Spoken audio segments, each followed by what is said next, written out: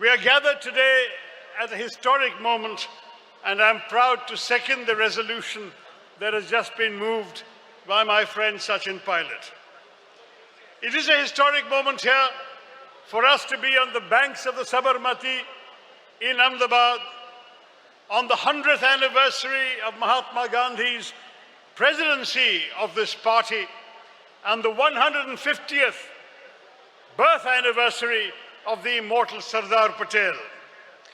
Today, on the sacred soil of Gujarat, we are here to send out a message from the Sabarmati, the land of Mahatma Gandhi, the land of Sardar Patel, that the Congress is here, is reviving itself, and is ready to face the challenges of tomorrow.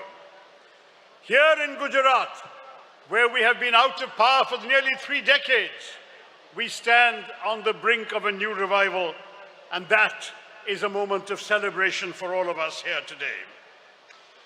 2024 has given us both good news and bad news.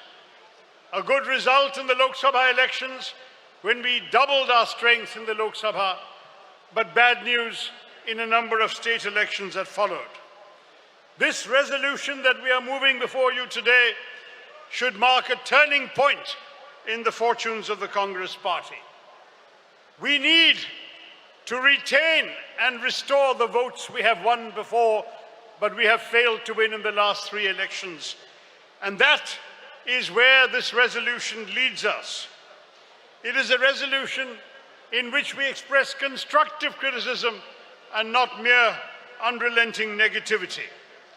Our resolution starts off by showcasing our nationalism up front, rather than ceding nationalism to the other side. But our nationalism is anchored in the well-being of all our people. It is anchored in a sense of social justice for the weakest in our society. A major theme of this resolution is protecting the weak, the marginalized, the OBCs, SCs, STs, those who have been left out of the great adventure of building our nation. As our Constitution makes clear, it doesn't matter what language you speak, which state you come from, what religion you profess, what caste you belong to. You are an Indian. The Constitution ensures that you have the same rights as every other Indian. That is what the Congress Party has always stood for. A policy of inclusion. We are the party of inclusive India. An India of all religions, all castes, all languages, all states of all regions of this country. The resolution speaks of national harmony, the harmonious coexistence and striving of all Indians for a better tomorrow. That is what we are here to support. At the same time, we understand the variety, the pluralism of India. We all come from different parts of this great country. But we understand, standing here, that you can be a good Gujarati, a good Muslim, and a good Indian all at once. That is the joy that India makes possible for all of us. Sachin ji reminded us that some are promoting a north-south divide.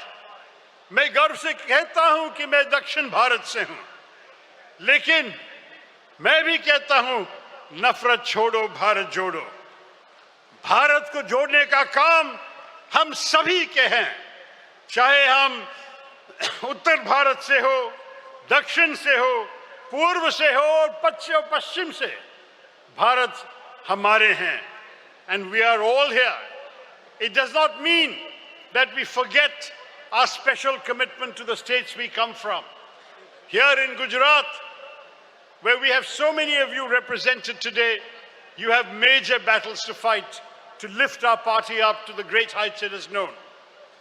ഞാൻ എന്റൊപ്പം വന്ന കേരളത്തിലെ എൻ്റെ മിത്രങ്ങൾ എൻ്റെ സുഹൃത്തുക്കളോട് പറയുന്നു, നമ്മൾ ഒരിക്കലും വള്ളത്തോളിന്റെ വരികൾ മറക്കരുത്.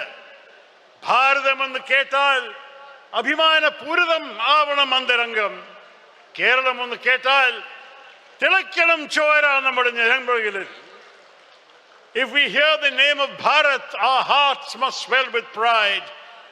If we hear the name of Kerala, our blood must throb in our veins. We all feel that way about each of our states. And there is nothing wrong in that, nothing anti-national, because we can be committed to the well-being of our people in our states and at the same time committed to the success and glory of all of India. Indeed, it is now the 140th anniversary of our party this year. That is what we have stood for throughout history. And we have an illustrious history. But we are all too conscious that the young voters who are the majority today do not apparently give much importance to history. They want to know what we will do to them, do for them today, and what kind of tomorrow we can provide them. Our resolution will be judged by that, and that is what we must focus on. The resolution speaks of economic growth, but it also speaks of the importance of distributing the revenues, the fruits of that economic growth, to those who have been left behind. Our party has been and must remain the voice of the voiceless. We must continue in this resolution to fight for those who need us because the system has not worked for them. Finally, I must say the resolution acknowledges the blood, the sacrifices of all of you, the unsung party workers. You are the lifeblood of the party.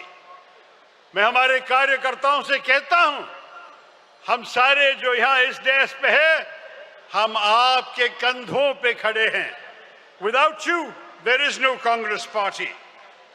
Without you, this resolution would be merely words. आपके बिना, आपके कड़ी मेहनत के बिना कोई शक नहीं है कि ये रेजोल्यूशन, ये संकल्प, ये प्रस्ताव शब्द मात्र रहेंगे. इसलिए मैं आप लोग से धन्यवाद कहना चाहता हूं आपकी सेवा के लिए. Thank you for your service. Let us continue to serve our country and this party well. As I said at the CWC meeting yesterday, the Congress party must be a party of hope, not of resentment, a party of positivity, not only of negativism, a party of the future, not just of the past, a party with a positive narrative and not just criticism. I hope we will leave here with a resounding message to the nation that we are here, we will fight, we will be resolved, we will focus on the future, and we will build a better India for all. With these words, I am happy to second this resolution and ask for your support for its passage. Jai Hind, Jai Congress.